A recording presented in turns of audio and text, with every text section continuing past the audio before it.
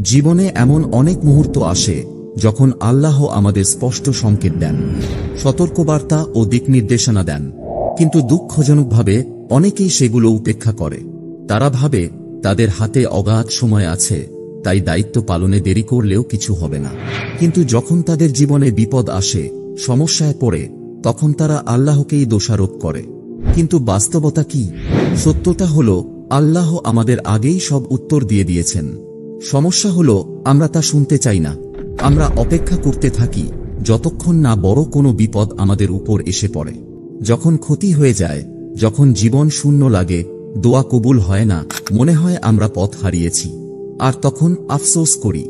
আল্লাহ পবিত্র কোরআনে বলেছেন, যে আমার স্মরণ থেকে মুখ ফিরিয়ে নেয় সে সংকটময় জীবন যাপন করবে, এবং কিয়ামতের দিনে আমি তাকে অন্ধ করে তুলে ধরব। তাই আজকের এই আলোচনায় আমরা জানব আল্লাহর দেওয়া 7টি গুরুত্বপূর্ণ সতর্কবার্তা, যেগুলো কোনোভাবেই উপেক্ষা করা যাবে না। যদি আমরা এখনই না শুনি, তাহলে পরবর্তীতে দোষ দেওয়ার মতো কেউ থাকবে না, কারণ অপরাধী হব আমরা নিজেই। 1. নামাজে অবহেলা করা শয়তানের সবচেয়ে বড় ধোঁকা। কতবার আমরা বলি পরে পড়ব, কিন্তু সেই পরে আর আসে না। কতবার আমরা নামাজ পড়ি তাড়াহুড়ো করে, যেন এটা একটা কাজ যা দ্রুত শেষ করে ফেলতে হবে, অথচ নামাজ হলো আল্লাহর সঙ্গে সরাসরি কথা বলার সুযোগ। শয়তানের সবচেয়ে বড় ধোঁকা হলো আপনাকে বিশ্বাস করানো যে আপনার হাতে সময় আছে। সে আপনাকে বোঝাবে, এক ওয়াক্ত নামাজ মিস হলে কিছু যায় আসে না, সঠিকভাবে নামাজ শুরু করব তখন যখন একটু বড় হব। কিন্তু বাস্তবতা হলো আমরা জানিই না পরবর্তী নামাজের সময় পর্যন্ত আমরা বেঁচে থাকব কিনা। আল্লাহ কোরআনে বলেছেন, ধ্বংস তাদের জন্য যারা নামাজ পড়ে কিন্তু অবহেলা করে। ভেবে দেখুন, যারা নামাজ পড়ে কিন্তু গুরুত্ব দেয় না, তাদের জন্যই যদি এই সতর্কতা হয়, তাহলে যারা একেবারেই নামাজ পড়ে না তাদের কি অবস্থা হবে? কিয়ামতের দিন প্রথম প্রশ্নই হবে নামাজ নিয়ে। রাসূলুল্লাহ সাল্লাল্লাহু আলাইহি ওয়াসাল্লাম বলেছেন, কিয়ামতের দিন মানুষের প্রথম যে কাজের হিসাব নেওয়া হবে তা হলো নামাজ। যদি নামাজ ভালো হয় তবে তার সমস্ত আমল ভালো হবে, কিন্তু যদি নামাজ নষ্ট হয় তবে তার সব আমলই নষ্ট হয়ে যাবে। এর মানে কি? আপনার নামাজ ঠিক থাকলে অন্য আমলও আল্লাহ কবুল করতে পারেন, কিন্তু যদি নামাজ নষ্ট হয় তাহলে আপনার অন্য ভালো কাজগুলোর অবস্থাও ঝুঁকির মধ্যে পড়ে। রাসূলুল্লাহ সাল্লাল্লাহু আলাইহি ওয়াসাল্লাম আরও বলেছেন, একজন মুসলিম ও একজন কাফেরের মধ্যে পার্থক্য হল নামাজ। অর্থাৎ নামাজ শুধু একটা দায়িত্ব নয়, এটাই আমাদের মুসলিমদের পরিচয়ের ভিত্তি। নামাজ না পড়লে জীবনে অশান্তি আসবেই। নামাজ আপনার হৃদয়কে আল্লাহর সঙ্গে সংযুক্ত রাখে, পাপ থেকে রক্ষা করে, জীবনের অশান্তি, দুশ্চিন্তা ও হতাশা দূর করে। কিন্তু যদি আপনি নামাজকে সবকিছুর পরে রাখেন, যদি আপনি দুনিয়ার ব্যস্ততাকে নামাজের ওপরে রাখেন, তাহলে অবাক হওয়ার কিছু নেই যদি দেখেন আপনার জীবন খালি চাপযুক্ত ও সমস্যায় ভরা থাকে। আচ্ছা বলেন তো, নামাজ ফেলে আপনি কাকে উপেক্ষা করছেন? যখন আপনি নামাজ ছেড়ে দেন, তখন আপনি শুধু একটা কর্তব্যকেই এড়িয়ে যাচ্ছেন না, আপনি সেই সত্তাকে এড়িয়ে যাচ্ছেন যিনি আপনার জীবন, রিজিক, সাফল্য, শান্তি সবকিছু নিয়ন্ত্রণ করেন। 2. ক্ষমা না চেয়ে পাপ করতেই থাকা। আমরা সবাই ভুল করি, কারণ আমরা কেউই সম্পূর্ণ নিখুঁত নই।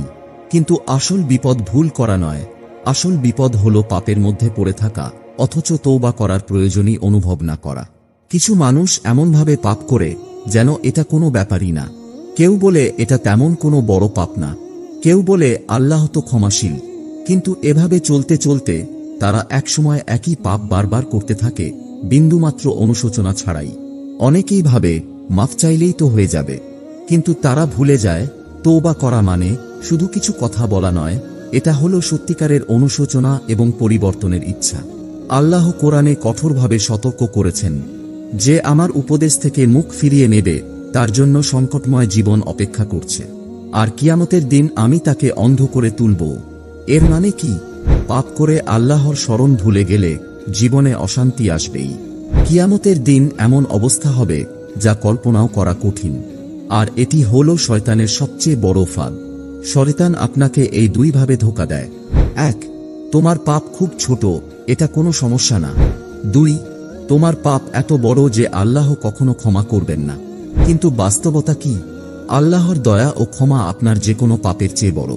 কিন্তু যদি আপনি তওবা না করেন, তবে সেই পাপগুলো তেজম আপনার হৃদয়কেই কালো করে দেবে, আর পাপ হৃদয়কে অন্ধ করে দেয়।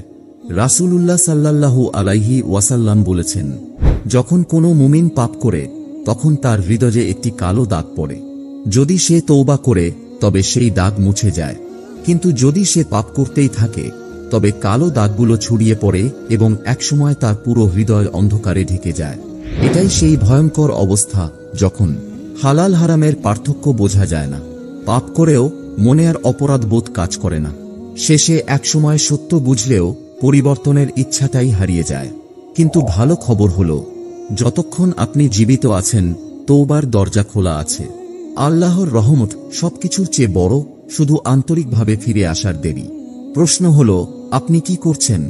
পাপ করে যাচ্ছেন কিন্তু পাত্তা দিচ্ছেন না, নাকি আজই আল্লাহর কাছে ফিরে যাচ্ছেন, ক্ষমা চাচ্ছেন এবং পরিবর্তনের সংকল্প নিচ্ছেন? 3. মা বাবার প্রতি অবহেলা। আজকাল অনেক ক্ষেত্রেই আমরা এক অস্বস্তিকর পরিস্থিতি দেখি। কিছু মানুষ তাদের মা বাবাকে অসম্মান করছে, উপেক্ষা করছে কিংবা সম্পূর্ণভাবে সম্পর্ক ছিন্ন করে দিচ্ছে। কিছু ছেলে মেয়ে সোজা মুখে কথা বলে, চিৎকার করে বা তাদের মা বাবাকে বোঝাতে চায় যে তারা একটা বোঝা। আর কিছু মানুষ এতই ব্যস্ত থাকে নিজেদের জীবনের জন্য যে তারা ভুলে যায় সেই মানুষগুলোর কথা যারা তাদের জন্য সবকিছু ত্যাগ করেছে। তবে এখানে একটা গুরুত্বপূর্ণ ব্যাপার মনে রাখা দরকার। মা বাবার প্রতি অবহেলা ইসলামে অন্যতম বড় পাপ। আল্লাহ কোরআনে বলেছেন, আমি মানুষকে তার মা বাবার প্রতি সদ্ভাব রাখতে আদেশ করেছি। তার মা তাকে কষ্টের পর কষ্ট সহ্য করে গর্ভে ধারণ করেছে এবং 2 বছর তাকে দুধ পান করিয়েছে। অতএব আমার এবং তোমার মা বাবার প্রতি কৃতজ্ঞতা প্রকাশ করো, আর আমার কাছেই ফিরে আসতে হবে। এটা কি আমাদের কাছে যথেষ্ট সতর্কতা? তাহলে আমরা কি করছি? আমরা কি আমাদের মা বাবার সাথে কথা গরম, রুক্ষ বা অবজ্ঞাসূচক ভাষায় বলছি? আমরা কি তাদের ফোন উপেক্ষা করছি বা মনে করছি তারা আমাদের জীবনে গুরুত্বহীন? রাসূলুল্লাহ সাল্লাল্লাহু আলাইহি ওয়াসাল্লাম বলেছেন, আমি কি তোমাদেরকে সবচেয়ে বড় বড় পাপের কথা বলবো? তারা বলল, হ্যাঁ আল্লাহর রাসূল। তিনি বললেন, শিরক এবং মা বাবার প্রতি অবাধ্যতা। এটা এমন একটা পাপ যেটি শিরকের মতো গুরুতর। একটু ভাবুন, আজকে যদি আপনি আপনার মা বাবাকে উপেক্ষা করেন তাহলে কাল আপনার জন্য কে থাকবে? এতদিন আপনার মা বাবা ছিলেন আপনার পাশে, আপনার জীবনের সবচেয়ে বড় সমর্থক। তাদের প্রতি অবহেলা করলে জীবন শূন্য এবং অশান্ত মনে হবে। কারণ রাসূলুল্লাহ সাল্লাল্লাহু আলাইহি ওয়াসাল্লাম বলেছেন, যে ব্যক্তি তার রিজিক বাড়াতে চায় এবং তার জীবনের সময় দীর্ঘ করতে চায় সে যেন আত্মীয়তার সম্পর্ক বজায় রাখে। মা বাবার প্রতি শ্রদ্ধা ও খেদমত করা শুধু তাদের জন্য নয়, বরং এটা আপনার নিজের জন্যও ভালো। এটা আপনার জীবনে বরকত আনবে, আল্লাহর সঙ্গে আপনার সম্পর্ককে গভীর করবে এবং ভবিষ্যতের জন্য ভালো কিছু এনে দেবে। যদি আপনার মা বাবা এখনো জীবিত থাকেন তাহলে তাদের সাহায্য করুন, ভালোবাসুন এবং তাদের সাথে যত্নশীল সম্পর্ক বজায় রাখুন। আর যদি তারা আমাদের মাঝে না থাকেন তবে তাদের জন্য দোয়া করুন। কিন্তু যাই হোক, একদিনও যেন আপনি তাদের প্রতি অবহেলা বা অসম্মান না করেন, কারণ একদিন আপনি আফসোস করবেন যখন আর তাদের ফিরে পাবেন না। 4. এই দুনিয়াকে বেশি ভালোবাসা এবং পরকালের কথা ভুলে যাওয়া। আমরা সবাই জানি দুনিয়া আমাদের কাছে খুব মাধুর্যপূর্ণ। ধন, মর্যাদা, বিলাসিতা এবং আনন্দের পেছনে ছুটতে ছুটতে অনেক সময় আমরা ভাবতে থাকি এই সবই আমাকে সুখী করবে। একটা সময়ের পর্যন্ত হয়তো সুখীও হতে পারি, কিন্তু আসল সত্য হল যতই আমরা ধন সম্পদ, খ্যাতি বা বিলাসী জীবনযাপন করি আমরা কখনোই পূর্ণ স্যাটিসফ্যাকশন পাব না। রাসূলুল্লাহ সাল্লাল্লাহু আলাইহি ওয়াসাল্লাম বলেছেন, যদি আদম সন্তানের কাছে এক উপত্যকা পরিমাণ সোনাও থাকে তবুও সে আরও একটি উপত্যকা চাওয়ার ইচ্ছা করবে, আর মাটি ছাড়া অন্য কিছু আদম সন্তানের পেট ভরতে পারবে না। এটি কি বোঝায়? মানুষের ইচ্ছা এবং খ্যাতির প্রতি আকাঙ্ক্ষা কখনো শেষ হয় না। যতই আপনি ধনী, সফল বা খ্যাতি অর্জন করুন, আপনার মনের অজানা খালি জায়গাটা পূর্ণ হবে না যতক্ষণ না মৃত্যু এসে উপস্থিত হয়। আল্লাহ আমাদের কোরআনে সতর্ক করেছেন, এই দুনিয়ার জীবন কেবল খেলা, বিনোদন, গর্ব এবং একে অপরের প্রতি প্রতিযোগিতা। তোমরা তোমাদের ধন সম্পদ এবং সন্তানদের নিয়ে গর্ব করো, কিন্তু দুনিয়ার জীবন কেবল ভ্রান্তি এবং ভ্রমণ ছাড়া কিছু নয়। এখানে কি শিক্ষা রয়েছে? এই দুনিয়া শুধু একটা খেলা নয়, এটা আমাদের জীবনের এক ক্ষণস্থায়ী অংশ। আপনার সমস্ত ধন সম্পদ, পরিবারের মানুষ, খ্যাতি সবকিছুই একদিন চলে যাবে, কিন্তু আপনার কর্মই শুধু থাকবে যেটা পরকালে আপনাকে অনুসরণ করবে। কত মানুষ আজও দুনিয়ার পেছনে ছুটছে, নাম যশের জন্য, অর্থের জন্য, কেবল দুনিয়ার আনন্দের জন্য। এমনকি নামাজ, দিন এবং আল্লাহর নির্দেশাবলীর কথা ভুলে গিয়ে তারা এইসবের পেছনে ছুটছে। কিন্তু এই দুনিয়া একটি পরীক্ষার স্থান, এটি চিরস্থায়ী নয়। যতদিন আপনি বেঁচে আছেন এটি শুধু এক অস্থায়ী ঘর, যেখানে আপনার পরবর্তী জীবন, আখিরাত এর জন্য প্রস্তুতি নিতে হবে। আপনার টাকা, বাড়ি, গাড়ি, খ্যাতি, সন্তান, পরিবার সবই একসময় চলে যাবে। তবে একমাত্র জিনিস যা আপনার কবর পর্যন্ত অনুসরণ করবে তা হল আপনার কর্ম। আপনি যদি আপনার জীবন শুধু দুনিয়ার পেছনে ছুটে কাটিয়ে দেন, নামাজ এবং দায়বদ্ধতা উপেক্ষা করে, তবে কোনো কিছুই থাকবে না আপনার জন্য পরকালে। তখন সেই মুহূর্তে আপনি আল্লাহকে দোষারোপ করতে পারবেন না। তবে দুশ্চিন্তার কিছু নেই, আপনি এখনো বেঁচে আছেন, আপনার কাছে সময় আছে। এখন প্রশ্ন হল, আপনি কি আখিরাতের জন্য প্রস্তুতি নিচ্ছেন, নাকি এই দুনিয়ার মায়ায় হারিয়ে যাচ্ছেন? সময় এখন আপনার হাতে, হয়তো ভালোবাসার জন্য আখিরাতকে, নয়তো এই মিথ্যা দুনিয়াকে। 5. অহংকার এবং ভুল মেনে না নেওয়া। আজকাল অনেক মানুষ অহংকারে ভরা, যারা কখনো নিজের ভুল মেনে নেয় না। তারা মনে করে আমি তো সঠিকই আছি, আমার কথাই একমাত্র সঠিক। কখনো তাদের নিজের ভুল দেখিয়ে দিলে তাদের রাগ ওঠে, আর তখন উপদেশ গ্রহণ করতে তারা রাজি হয় না। এটা এমন একটি মানসিকতা যেটি শয়তানকে চিরকাল অভিশপ্ত করে দিয়েছিল। যখন আল্লাহ আদমকে সেজদা করতে বলেছিলেন, তখন ইবলিস সেজদা করতে অস্বীকার করেছিল। ইবলিসের অস্বীকৃতির কারণ ছিল একমাত্র অহংকার। সে আল্লাহকে বিশ্বাস করত, কিন্তু তার অহংকার তাকে সঠিক পথে আসতে দেয়নি। আল্লাহ কোরআনে সতর্ক করে বলেছেন, তখন আমি ফেরেশতাদের বলেছিলাম আদমকে সেজদা করো। তারা সেজদা করেছিল, কিন্তু ইবলিস অস্বীকার করল এবং অহংকারী হয়ে গেল, আর সে ছিল কাফিরদের মধ্যে। অহংকার শুধু গর্ব বা অহংকারের অনুভূতি নয়, বরং এটি হল সত্যকে অস্বীকার করা এবং অন্যদের নিচু হিসেবে দেখা।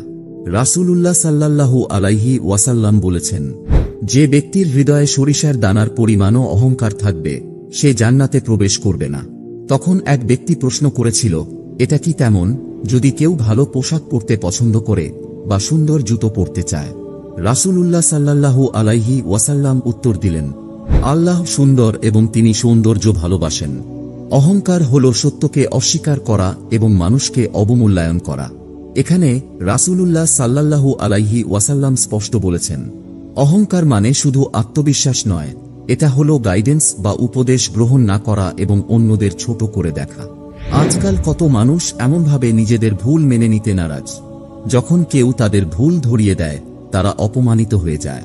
যতই তারা অন্যকে কষ্ট দেয়, তাও তারা দুঃখিত হয় না বা ক্ষমা চায় না। তারা নিজের মতামতকে সঠিক ভাবতে থাকে, সত্যকে খোঁজার চেয়ে তারা শুধু জিততে চায়। কিন্তু যদি ইবলিস অহংকারের জন্য অভিশপ্ত হয়ে থাকে, তবে আমরা কিভাবে এই একই আচরণ করতে পারি এবং নিজেদের নিরাপদ ভাবতে পারি? এখন প্রশ্ন হল, আপনি কেমন আচরণ করছেন? আপনার নিজের দিকে তাকান। আপনি কি সত্য গ্রহণ করতে প্রস্তুত? যখন কেউ আপনার ভুল ধরিয়ে দেয়, আপনি কি শ্রদ্ধার সঙ্গে তা গ্রহণ করেন? আপনি কি অন্যদের সঙ্গে নম্রভাবে কথা বলেন, নাকি তাদেরকে নিচু মনে করেন? আল্লাহ তাদেরকে উচ্চ করে দেন যারা নিজেকে নম্র রাখে, কিন্তু তিনি তাদেরকে লজ্জিত করেন যারা অহংকারের কারণে নিজেদের বড় মনে করে। 6. কোরআনকে ত্যাগ করা এবং সেটাকে গুরুত্ব না দেওয়া। আজকের সমাজে সবচেয়ে বড় দুঃখের একটি হল, অনেক মুসলিম আছেন যারা কোরআন রাখেন, কিন্তু তা কখনোই খুলে দেখেন না। কোরআন শেলফে পড়ে থাকে, ময়লা জমে যায়, অথচ আমরা সামাজিক মাধ্যমে ঘন্টার পর ঘন্টা সময় কাটাই, বিনোদন এবং অযথা জিনিসে নিজেদের মনোযোগ দেই। কিন্তু আসল বাস্তবতা কি? কোরআন শুধুমাত্র একটি বই নয়, এটি আল্লাহর সরাসরি বাণী, যা আমাদের জন্য নির্দেশনা, রহমত এবং সান্ত্বনা নিয়ে এসেছে। যখন আমরা কোরআনকে অবহেলা করি, তখন আমরা সেই মহান দিক থেকে মুখ ফিরিয়ে নিই যা আমাদের সঠিক পথে চলার জন্য পাঠানো হয়েছে। আল্লাহ কোরআনে বলেছেন, আর রসূল বলবেন, হে আমার রব, আমার লোকেরা এই কোরআনকে পরিত্যাগ করেছে।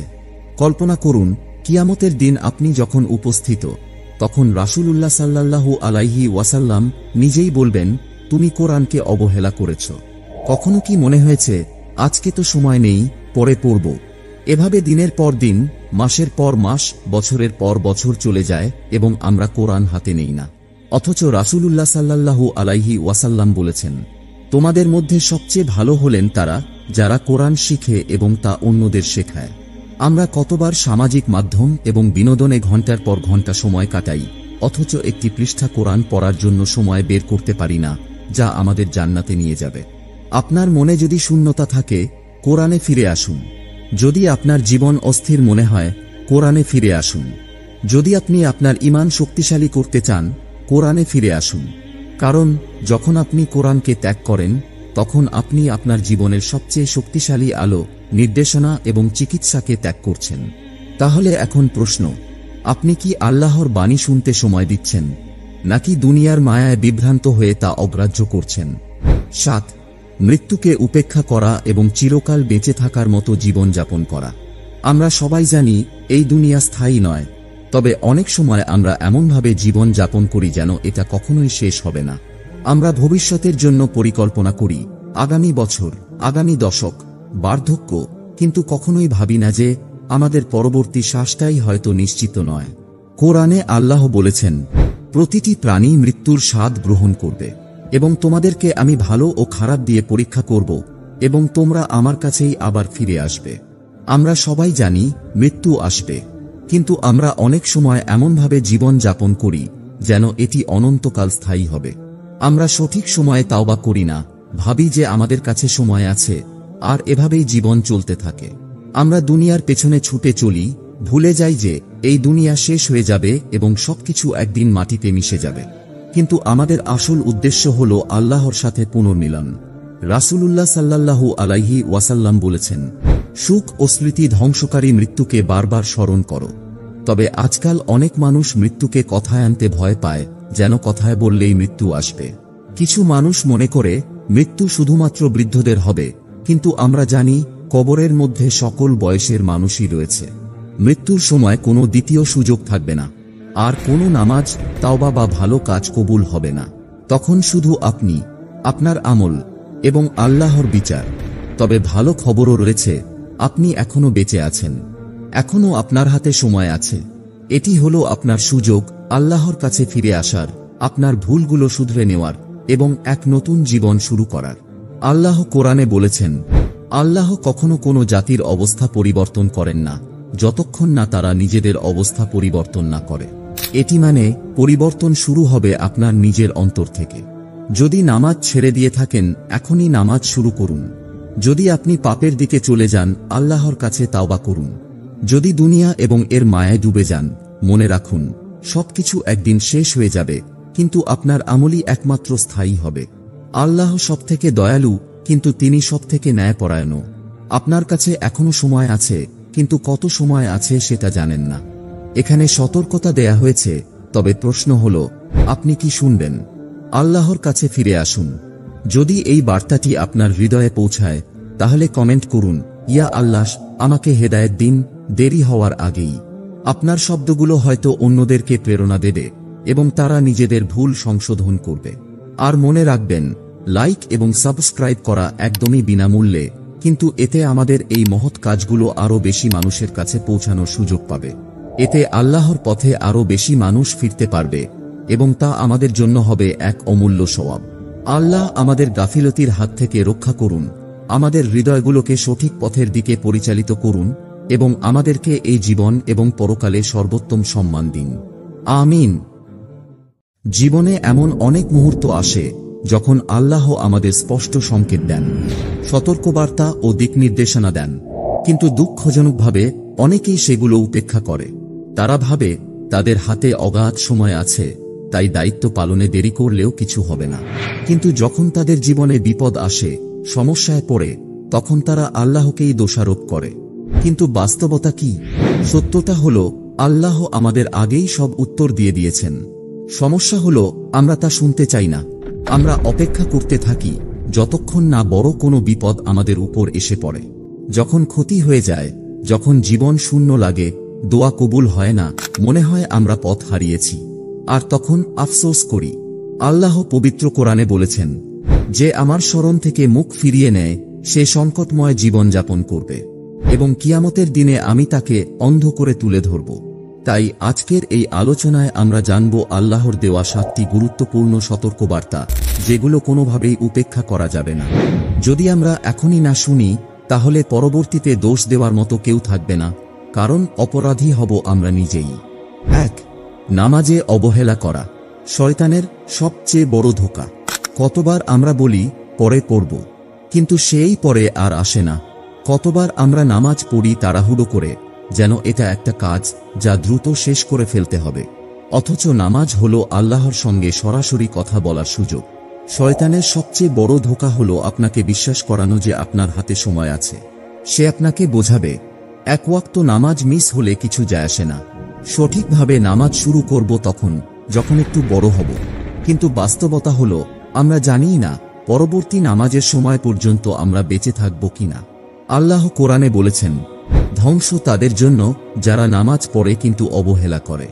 ভেবে দেখুন, যারা নামাজ পড়ে কিন্তু গুরুত্ব দেয় না, তাদের জন্যই যদি এই সতর্কতা হয়, তাহলে যারা একেবারেই নামাজ পড়ে না তাদের কি অবস্থা হবে?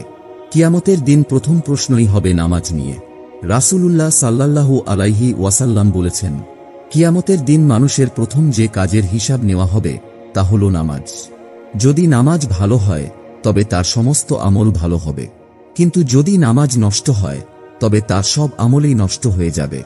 এর মানে কি? আপনার নামাজ ঠিক থাকলে অন্য আমলও আল্লাহ কবুল করতে পারেন, কিন্তু যদি নামাজ নষ্ট হয় তাহলে আপনার অন্য ভালো কাজগুলোর অবস্থাও ঝুঁকির মধ্যে পড়ে। রাসূলুল্লাহ সাল্লাল্লাহু আলাইহি ওয়াসাল্লাম আরও বলেছেন, একজন মুসলিম ও একজন কাফেরের মধ্যে পার্থক্য হল নামাজ। অর্থাৎ নামাজ শুধু একটা দায়িত্ব নয়, এটাই আমাদের মুসলিমদের পরিচয়ের ভিত্তি। নামাজ না পড়লে জীবনে অশান্তি আসবেই। নামাজ আপনার হৃদয়কে আল্লাহর সঙ্গে সংযুক্ত রাখে, পাপ থেকে রক্ষা করে, জীবনের অশান্তি, দুশ্চিন্তা ও হতাশা দূর করে। কিন্তু যদি আপনি নামাজকে সবকিছুর পরে রাখেন, যদি আপনি দুনিয়ার ব্যস্ততাকে নামাজের ওপরে রাখেন, তাহলে অবাক হওয়ার কিছু নেই যদি দেখেন আপনার জীবন খালি চাপযুক্ত ও সমস্যায় ভরা থাকে। আচ্ছা বলেন তো, নামাজ ফেলে আপনি কাকে উপেক্ষা করছেন? যখন আপনি নামাজ ছেড়ে দেন, তখন আপনি শুধু একটা কর্তব্যকেই এড়িয়ে যাচ্ছেন না, আপনি সেই সত্তাকে এড়িয়ে যাচ্ছেন যিনি আপনার জীবন, রিজিক, সাফল্য, শান্তি সবকিছু নিয়ন্ত্রণ করেন। 2. ক্ষমা না চেয়ে পাপ করতেই থাকা।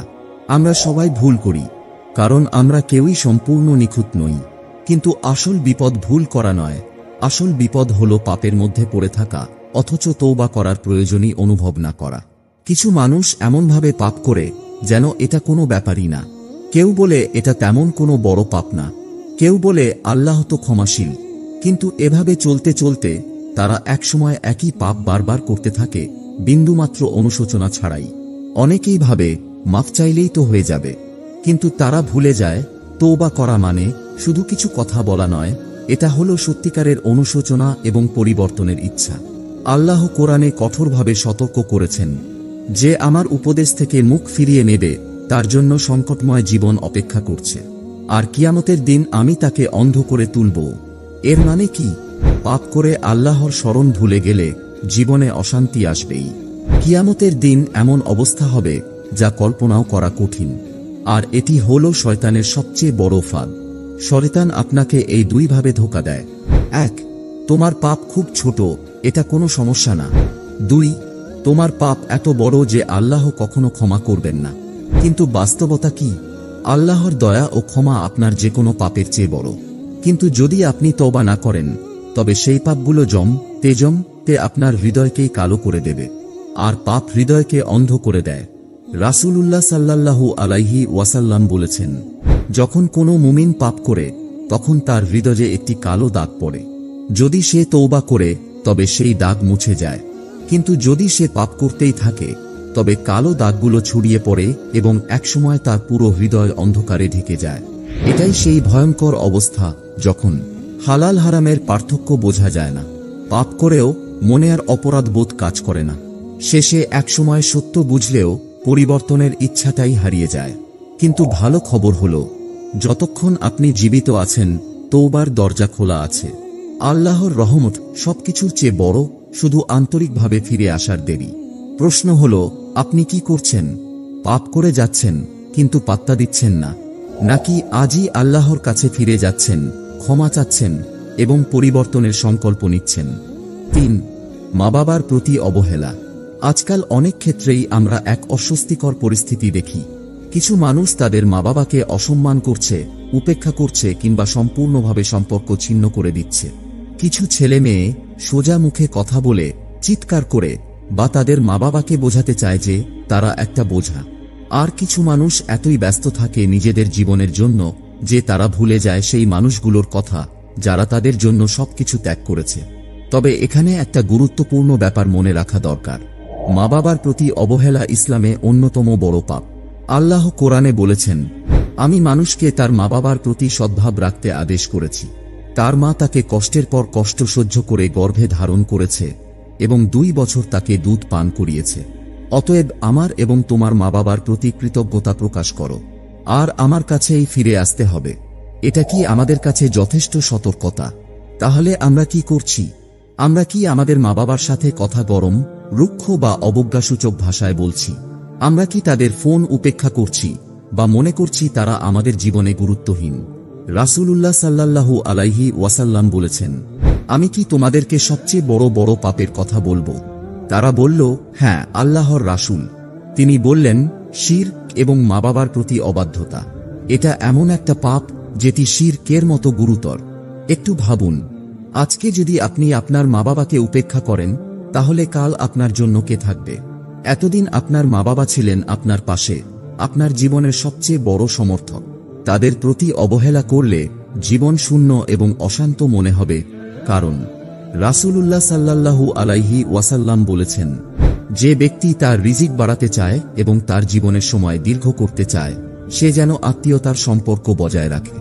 মা বাবার প্রতি শ্রদ্ধা ও খেদমত করা শুধু তাদের জন্য নয়, বরং এটা আপনার নিজের জন্যও ভালো। এটা আপনার জীবনে বরকত আনবে, আল্লাহর সঙ্গে আপনার সম্পর্ককে গভীর করবে এবং ভবিষ্যতের জন্য ভালো কিছু এনে দেবে। যদি আপনার মা বাবা এখনো জীবিত থাকেন, তাহলে তাদের সাহায্য করুন, ভালোবাসুন এবং তাদের সাথে যত্নশীল সম্পর্ক বজায় রাখুন। আর যদি তারা আমাদের মাঝে না থাকেন, তবে তাদের জন্য দোয়া করুন। কিন্তু যাই হোক, একদিনও যেন আপনি তাদের প্রতি অবহেলা বা অসম্মান না করেন, কারণ একদিন আপনি আফসোস করবেন যখন আর তাদের ফিরে পাবেন না। 4. এই দুনিয়াকে বেশি ভালোবাসা এবং পরকালের কথা ভুলে যাওয়া। আমরা সবাই জানি দুনিয়া আমাদের কাছে খুব মাধুর্যপূর্ণ। ধন, মর্যাদা, বিলাসিতা এবং আনন্দের পেছনে ছুটতে ছুটতে অনেক সময় আমরা ভাবতে থাকি, এই সবই আমাকে সুখী করবে। একটা সময়ের পর্যন্ত হয়তো সুখীও হতে পারি, কিন্তু আসল সত্য হল, যতই আমরা ধন সম্পদ, খ্যাতি বা বিলাসী জীবনযাপন করি, আমরা কখনোই পূর্ণ স্যাটিসফ্যাকশন পাব না। রাসূলুল্লাহ সাল্লাল্লাহু আলাইহি ওয়াসাল্লাম বলেছেন, যদি আদম সন্তানের কাছে এক উপত্যকা পরিমাণ সোনাও থাকে, তবুও সে আরও একটি উপত্যকা চাওয়ার ইচ্ছা করবে, আর মাটি ছাড়া অন্য কিছু আদম সন্তানের পেট ভরতে পারবে না। এটি কি বোঝায়? মানুষের ইচ্ছা এবং খ্যাতির প্রতি আকাঙ্ক্ষা কখনো শেষ হয় না। যতই আপনি ধনী, সফল বা খ্যাতি অর্জন করুন, আপনার মনের অজানা খালি জায়গাটা পূর্ণ হবে না যতক্ষণ না মৃত্যু এসে উপস্থিত হয়। আল্লাহ আমাদের কোরআনে সতর্ক করেছেন, এই দুনিয়ার জীবন কেবল খেলা, বিনোদন, গর্ব এবং একে অপরের প্রতি প্রতিযোগিতা। তোমরা তোমাদের ধন সম্পদ এবং সন্তানদের নিয়ে গর্ব করো, কিন্তু দুনিয়ার জীবন কেবল ভ্রান্তি এবং ভ্রমণ ছাড়া কিছু নয়। এখানে কি শিক্ষা রয়েছে? এই দুনিয়া শুধু একটা খেলা নয়, এটা আমাদের জীবনের এক ক্ষণস্থায়ী অংশ। আপনার সমস্ত ধন সম্পদ, পরিবারের মানুষ, খ্যাতি সবকিছুই একদিন চলে যাবে, কিন্তু আপনার কর্মই শুধু থাকবে, যেটা পরকালে আপনাকে অনুসরণ করবে। কত মানুষ আজও দুনিয়ার পেছনে ছুটছে, নাম যশের জন্য, অর্থের জন্য, কেবল দুনিয়ার আনন্দের জন্য। এমনকি নামাজ, দিন এবং আল্লাহর নির্দেশাবলীর কথা ভুলে গিয়ে তারা এইসবের পেছনে ছুটছে। কিন্তু এই দুনিয়া একটি পরীক্ষার স্থান, এটি চিরস্থায়ী নয়। যতদিন আপনি বেঁচে আছেন, এটি শুধু এক অস্থায়ী ঘর, যেখানে আপনার পরবর্তী জীবন, আখিরাত এর জন্য প্রস্তুতি নিতে হবে। আপনার টাকা, বাড়ি, গাড়ি, খ্যাতি, সন্তান, পরিবার সবই একসময় চলে যাবে।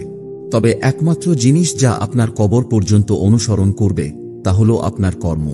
আপনি যদি আপনার জীবন শুধু দুনিয়ার পেছনে ছুটে কাটিয়ে দেন, নামাজ এবং দায়বদ্ধতা উপেক্ষা করে, তবে কোনো কিছুই থাকবে না আপনার জন্য পরকালে। তখন সেই মুহূর্তে আপনি আল্লাহকে দোষারোপ করতে পারবেন না। তবে দুশ্চিন্তার কিছু নেই, আপনি এখনো বেঁচে আছেন, আপনার কাছে সময় আছে। এখন প্রশ্ন হল, আপনি কি আখিরাতের জন্য প্রস্তুতি নিচ্ছেন, নাকি এই দুনিয়ার মায়ায় হারিয়ে যাচ্ছেন? সময় এখন আপনার হাতে, হয়তো ভালোবাসার জন্য আখিরাতকে, নয়তো এই মিথ্যা দুনিয়াকে। 5. অহংকার এবং ভুল মেনে না নেওয়া। আজকাল অনেক মানুষ অহংকারে ভরা, যারা কখনো নিজের ভুল মেনে নেয় না। তারা মনে করে আমি তো সঠিকই আছি, আমার কথাই একমাত্র সঠিক। কখনো তাদের নিজের ভুল দেখিয়ে দিলে তাদের রাগ ওঠে, আর তখন উপদেশ গ্রহণ করতে তারা রাজি হয় না। এটা এমন একটি মানসিকতা যেটি শয়তানকে চিরকাল অভিশপ্ত করে দিয়েছিল। যখন আল্লাহ আদমকে সেজদা করতে বলেছিলেন, তখন ইবলিস সেজদা করতে অস্বীকার করেছিল। ইবলিসের অস্বীকৃতির কারণ ছিল একমাত্র অহংকার। সে আল্লাহকে বিশ্বাস করত, কিন্তু তার অহংকার তাকে সঠিক পথে আসতে দেয়নি। আল্লাহ কোরআনে সতর্ক করে বলেছেন, তখন আমি ফেরেশতাদের বলেছিলাম আদমকে সেজদা করো। তারা সেজদা করেছিল, কিন্তু ইবলিস অস্বীকার করল এবং অহংকারী হয়ে গেল, আর সে ছিল কাফিরদের মধ্যে। অহংকার শুধু গর্ব বা অহংকারের অনুভূতি নয়, বরং এটি হল সত্যকে অস্বীকার করা এবং অন্যদের নিচু হিসেবে দেখা। রাসূলুল্লাহ সাল্লাল্লাহু আলাইহি ওয়াসাল্লাম বলেছেন, যে ব্যক্তির হৃদয়ে সরিষার দানার পরিমাণও অহংকার থাকবে, সে জান্নাতে প্রবেশ করবে না।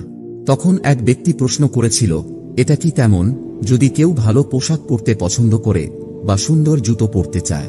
রাসূলুল্লাহ সাল্লাল্লাহু আলাইহি ওয়াসাল্লাম উত্তর দিলেন, আল্লাহ সুন্দর এবং তিনি সৌন্দর্য ভালোবাসেন। অহংকার হল সত্যকে অস্বীকার করা এবং মানুষকে অবমূল্যায়ন করা। এখানে রাসূলুল্লাহ সাল্লাল্লাহু আলাইহি ওয়াসাল্লাম স্পষ্ট বলেছেন, অহংকার মানে শুধু আত্মবিশ্বাস নয়, এটা হলো গাইডেন্স বা উপদেশ গ্রহণ না করা এবং অন্যদের ছোট করে দেখা। আজকাল কত মানুষ এমনভাবে নিজেদের ভুল মেনে নিতে নারাজ। যখন কেউ তাদের ভুল ধরিয়ে দেয়, তারা অপমানিত হয়ে যায়। যতই তারা অন্যকে কষ্ট দেয়, তাও তারা দুঃখিত হয় না বা ক্ষমা চায় না।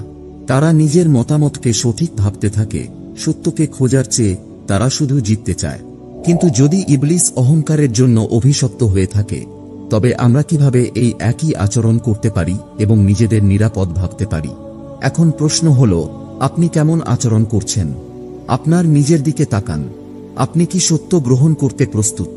যখন কেউ আপনার ভুল ধরিয়ে দেয়, আপনি কি শ্রদ্ধার সঙ্গে তা গ্রহণ করেন? আপনি কি অন্যদের সঙ্গে নম্রভাবে কথা বলেন, নাকি তাদেরকে নিচু মনে করেন? আল্লাহ তাদেরকে উচ্চ করে দেন যারা নিজেকে নম্র রাখে, কিন্তু তিনি তাদেরকে লজ্জিত করেন যারা অহংকারের কারণে নিজেদের বড় মনে করে। 6.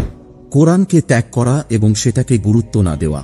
আজকের সমাজে সবচেয়ে বড় দুঃখের একটি হল, অনেক মুসলিম আছেন যারা কোরআন রাখেন, কিন্তু তা কখনোই খুলে দেখেন না। কোরআন শেলফে পড়ে থাকে, ময়লা জমে যায়, অথচ আমরা সামাজিক মাধ্যমে ঘন্টার পর ঘন্টা সময় কাটাই, বিনোদন এবং অযথা জিনিসে নিজেদের মনোযোগ দেই। কিন্তু আসল বাস্তবতা কি? কোরআন শুধুমাত্র একটি বই নয়, এটি আল্লাহর সরাসরি বাণী, যা আমাদের জন্য নির্দেশনা, রহমত এবং সান্ত্বনা নিয়ে এসেছে। যখন আমরা কোরআনকে অবহেলা করি, তখন আমরা সেই মহান দিক থেকে মুখ ফিরিয়ে নিই যা আমাদের সঠিক পথে চলার জন্য পাঠানো হয়েছে। আল্লাহ কোরআনে বলেছেন, আর রসূল বলবেন, হে আমার রব, আমার লোকেরা এই কোরআনকে পরিত্যাগ করেছে। কল্পনা করুন, কিয়ামতের দিন আপনি যখন উপস্থিত, তখন রাসূলুল্লাহ সাল্লাল্লাহু আলাইহি ওয়াসাল্লাম নিজেই বলবেন, তুমি কোরআনকে অবহেলা করেছ। কখনো কি মনে হয়েছে, আজকে তো সময় নেই, পরে পড়ব? এভাবে দিনের পর দিন, মাসের পর মাস, বছরের পর বছর চলে যায় এবং আমরা কোরআন হাতে নেই না। অথচ রাসূলুল্লাহ সাল্লাল্লাহু আলাইহি ওয়াসাল্লাম বলেছেন, তোমাদের মধ্যে সবচেয়ে ভালো হলেন তারা যারা কোরআন শিখে এবং তা অন্যদের শেখায়। আমরা কতবার সামাজিক মাধ্যম এবং বিনোদনে ঘন্টার পর ঘন্টা সময় কাটাই, অথচ একটি পৃষ্ঠা কোরআন পড়ার জন্য সময় বের করতে পারি না, যা আমাদের জান্নাতে নিয়ে যাবে। আপনার মনে যদি শূন্যতা থাকে, কোরআনে ফিরে আসুন। যদি আপনার জীবন অস্থির মনে হয়, কোরআনে ফিরে আসুন। যদি আপনি আপনার ঈমান শক্তিশালী করতে চান, কোরআনে ফিরে আসুন। কারণ যখন আপনি কোরআনকে ত্যাগ করেন, তখন আপনি আপনার জীবনের সবচেয়ে শক্তিশালী আলো, নির্দেশনা এবং চিকিৎসাকে ত্যাগ করছেন। তাহলে এখন প্রশ্ন, আপনি কি আল্লাহর বাণী শুনতে সময় দিচ্ছেন, নাকি দুনিয়ার মায়ায় বিভ্রান্ত হয়ে তা অগ্রাহ্য করছেন? 7. মৃত্যুকে উপেক্ষা করা এবং চিরকাল বেঁচে থাকার মতো জীবন যাপন করা। আমরা সবাই জানি এই দুনিয়া স্থায়ী নয়, তবে অনেক সময় আমরা এমনভাবে জীবন যাপন করি যেন এটা কখনোই শেষ হবে না। আমরা ভবিষ্যতের জন্য পরিকল্পনা করি, আগামী বছর, আগামী দশক, বার্ধক্য, কিন্তু কখনোই ভাবি না যে আমাদের পরবর্তী শ্বাসটাই হয়তো নিশ্চিত নয়। কোরআনে আল্লাহ বলেছেন, প্রতিটি প্রাণী মৃত্যুর স্বাদ গ্রহণ করবে এবং তোমাদেরকে আমি ভালো ও খারাপ দিয়ে পরীক্ষা করব এবং তোমরা আমার কাছেই আবার ফিরে আসবে। আমরা সবাই জানি মৃত্যু আসবে, কিন্তু আমরা অনেক সময় এমনভাবে জীবন যাপন করি যেন এটি অনন্তকাল স্থায়ী হবে। আমরা সঠিক সময়ে তাওবা করি না, ভাবি যে আমাদের কাছে সময় আছে, আর এভাবেই জীবন চলতে থাকে। আমরা দুনিয়ার পেছনে ছুটে চলি, ভুলে যাই যে এই দুনিয়া শেষ হয়ে যাবে এবং সবকিছু একদিন মাটিতে মিশে যাবে। কিন্তু আমাদের আসল উদ্দেশ্য হল আল্লাহর সাথে পুনর্মিলন। রাসূলুল্লাহ সাল্লাল্লাহু আলাইহি ওয়াসাল্লাম বলেছেন, সুখ ও স্মৃতি ধ্বংসকারী মৃত্যুকে বারবার স্মরণ করো। তবে আজকাল অনেক মানুষ মৃত্যুকে কথায় আনতে ভয় পায়, যেন কথায় বললেই মৃত্যু আসবে। কিছু মানুষ মনে করে মৃত্যু শুধুমাত্র বৃদ্ধদের হবে, কিন্তু আমরা জানি কবরের মধ্যে সকল বয়সের মানুষই রয়েছে। মৃত্যুর সময় কোনো দ্বিতীয় সুযোগ থাকবে না, আর কোনো নামাজ, তাওবা বা ভালো কাজ কবুল হবে না। তখন শুধু আপনি, আপনার আমল এবং আল্লাহর বিচার। তবে ভালো খবরও রয়েছে, আপনি এখনো বেঁচে আছেন, এখনো আপনার হাতে সময় আছে। এটি হলো আপনার সুযোগ আল্লাহর কাছে ফিরে আসার, আপনার ভুলগুলো শুধরে নেওয়ার এবং এক নতুন জীবন শুরু করার। আল্লাহ কোরআনে বলেছেন, আল্লাহ কখনো কোনো জাতির অবস্থা পরিবর্তন করেন না যতক্ষণ না তারা নিজেদের অবস্থা পরিবর্তন না করে। এটি মানে পরিবর্তন শুরু হবে আপনার নিজের অন্তর থেকে। যদি নামাজ ছেড়ে দিয়ে থাকেন, এখনই নামাজ শুরু করুন। যদি আপনি পাপের দিকে চলে যান, আল্লাহর কাছে তাওবা করুন। যদি দুনিয়া এবং এর মায়ায় ডুবে যান, মনে রাখুন সবকিছু একদিন শেষ হয়ে যাবে, কিন্তু আপনার আমলই একমাত্র স্থায়ী হবে। আল্লাহ সবথেকে দয়ালু, কিন্তু তিনি সবথেকে ন্যায়পরায়ণও। আপনার কাছে এখনো সময় আছে, কিন্তু কত সময় আছে সেটা জানেন না। এখানে সতর্কতা দেয়া হয়েছে, তবে প্রশ্ন হল আপনি কি শুনবেন? আল্লাহর কাছে ফিরে আসুন। যদি এই বার্তাটি আপনার হৃদয়ে পৌঁছায়, তাহলে কমেন্ট করুন, ইয়া আল্লাহ, আমাকে হেদায়েত দিন, দেরি হওয়ার আগেই। আপনার শব্দগুলো হয়তো অন্যদেরকে প্রেরণা দেবে এবং তারা নিজেদের ভুল সংশোধন করবে। আর মনে রাখবেন, লাইক এবং সাবস্ক্রাইব করা একদমই বিনামূল্যে, কিন্তু এতে আমাদের এই মহৎ কাজগুলো আরও বেশি মানুষের কাছে পৌঁছানোর সুযোগ পাবে। এতে আল্লাহর পথে আরও বেশি মানুষ ফিরতে পারবে এবং তা আমাদের জন্য হবে এক অমূল্য সওয়াব। আল্লাহ আমাদের গাফিলতির হাত থেকে রক্ষা করুন, আমাদের হৃদয়গুলোকে সঠিক পথের দিকে পরিচালিত করুন এবং আমাদেরকে এই জীবন এবং পরকালে সর্বোত্তম সম্মান দিন। আমিন।